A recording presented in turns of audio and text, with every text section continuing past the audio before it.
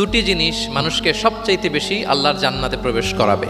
একটি হচ্ছে তাকওয়াল্লাহ, আল্লাহর ভয়, আর একটি হচ্ছে হুসনুল খুলুক, সুন্দর আচরণ। রিপিট, আমি আবারও বলছি, দুটি জিনিস মানুষকে সবচাইতে বেশি আল্লাহর জান্নাতে প্রবেশ করায়। একটি হচ্ছে আল্লাহর ভয়, তাকওয়াল্লাহ, আর একটি হচ্ছে সুন্দর আচরণ, হুসনুল খুলুক।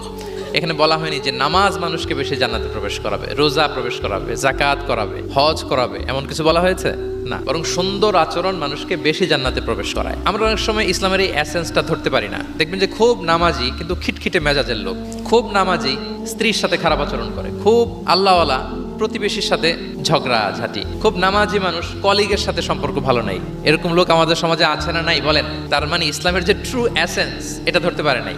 আশেপাশের নেইবরের সাথে, কলিগের সাথে, বন্ধুদের সাথে, সহপাঠীদের সাথে যে ভালো আচরণ করতে হয়, গুড বিহেভিয়ার করতে হয়, এবং এটাই যে আমাকে সবচেয়ে বেশি জান্নাতে প্রবেশ করানোর মাধ্যম হতে পারে, এটা আমরা ভুলে যাই। প্রিয় বন্ধুরা, আমরা যেন এই ব্যাপারটাকে ছোট মনে না করি।